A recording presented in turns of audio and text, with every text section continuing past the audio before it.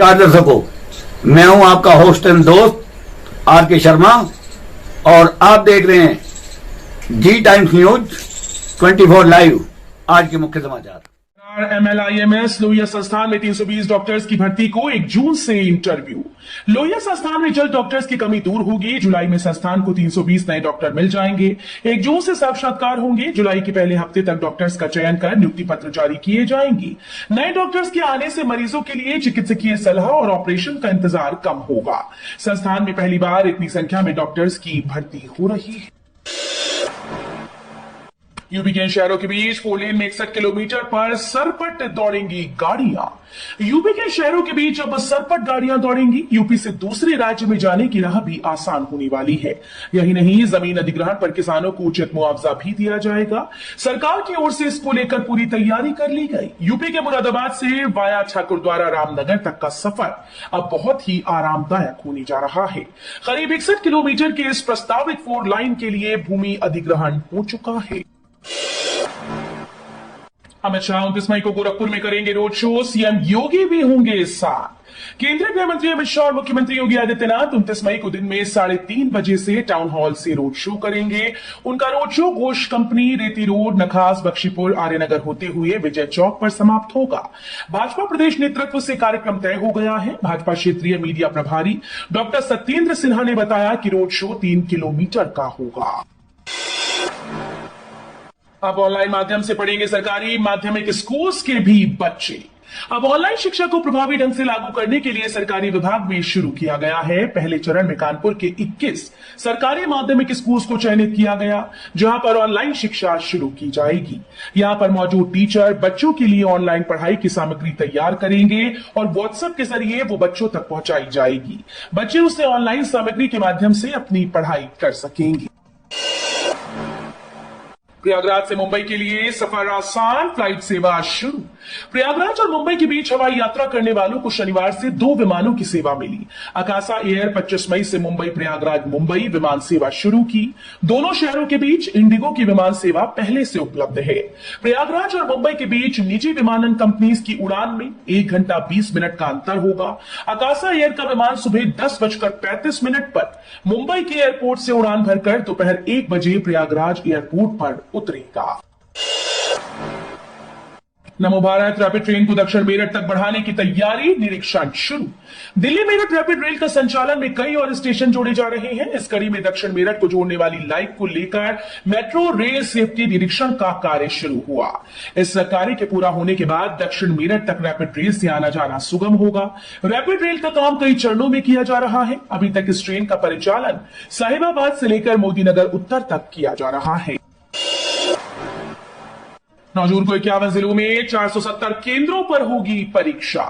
बुंदेलखंड विश्वविद्यालय के द्वारा आयोजित राज्य संयुक्त बीएड प्रवेश परीक्षा 9 जून को 51 जिलों में 470 केंद्रों पर आयोजित की जाएगी। इस बार छात्रों की संख्या कम होने के कारण 24 जिलों में परीक्षा केंद्र नहीं बनाए गए हैं। परीक्षा में कुल 2.21 लाख छात्र शामिल होंगे। 4 महीने में 2 करोड़ श्रद्धालु पहुंचे राम मंदिर। धार्मिक पर्यटन का हब बनी अयोध्या। रामलला की प्राण प्रतिष्ठा के बाद से रामनगरी अयोध्या धार्मिक पर्यटन का हब बन चुकी है। भव्य मंदिर में रामलला की प्राण प्रतिष्ठा के 4 महीने पूरे हो गए। इन 4 माह में रामलला के दरबार में 2 करोड़ 12 हजार श्रद्धालु हाजिरी लगा चुके हैं।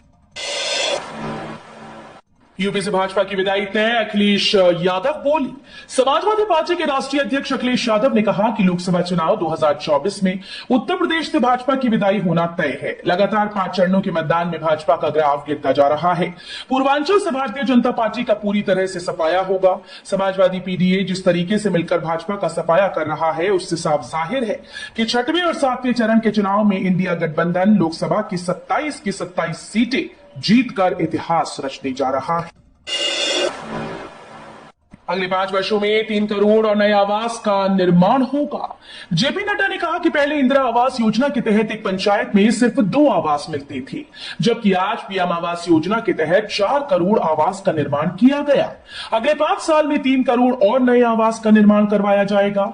नड्डा ने कहा कि नरेंद्र मोदी को तीसरी बार प्रधानमंत्री बनाएंगे तो भारत दुनिया की तीसरी बड़ी अर्थव्यवस्था बन जाएगा। वीआईपी हो या वीवीआईपी, राम मंदिर में नहीं ले जा सकेंगे मोबाइल फोन। राम मंदिर के अंदर अब वीआईपी और वीवीआईपी भी मोबाइल नहीं ले जा सकेंगे। राम मंदिर ट्रस्ट और प्रशासन की बैठक में यह निर्णय लिया गया है। परिसर में मोबाइल ना जाए, इसकी निगरानी कड़ाई से की जाएगी। राम मंदिर के स्तंभ में खंडित मूर्ति की फोटो वायरल होने की घटना से इस फैसले को जोड़कर देखा जा रहा है।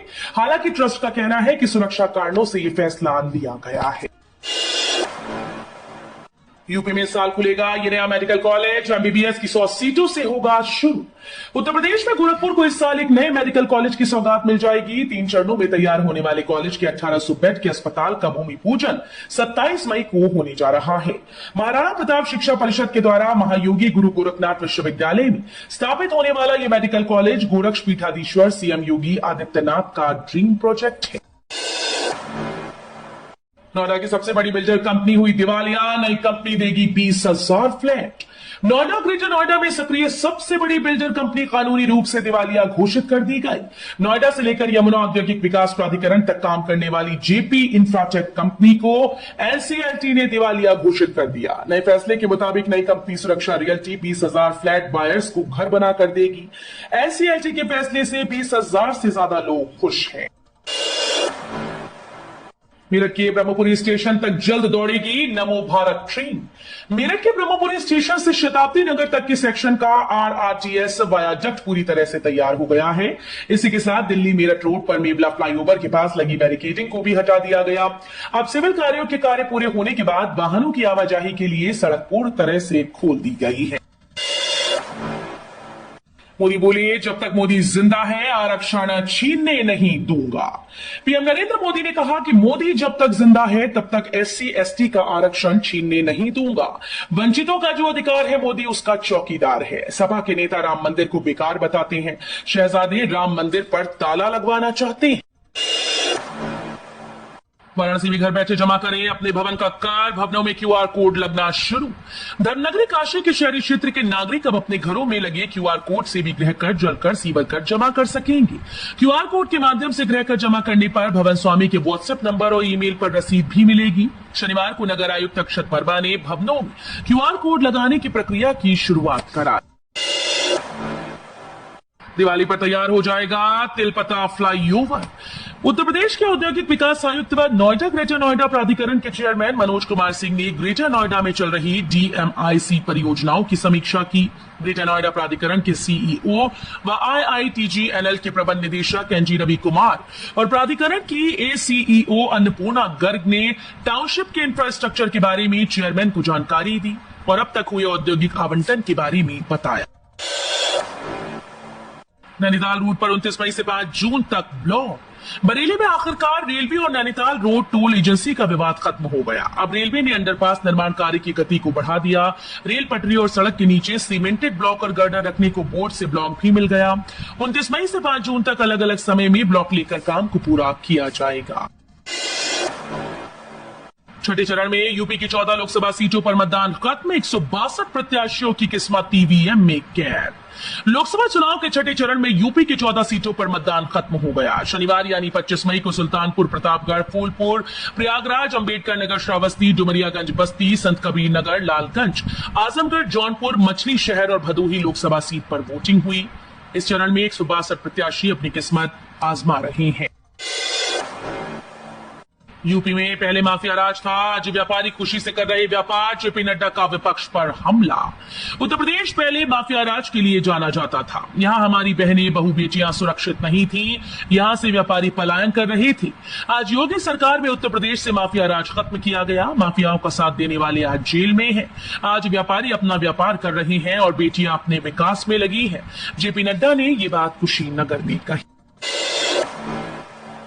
पंपों के सोलराइजेशन हेतु 500 करोड़ का बजट तय।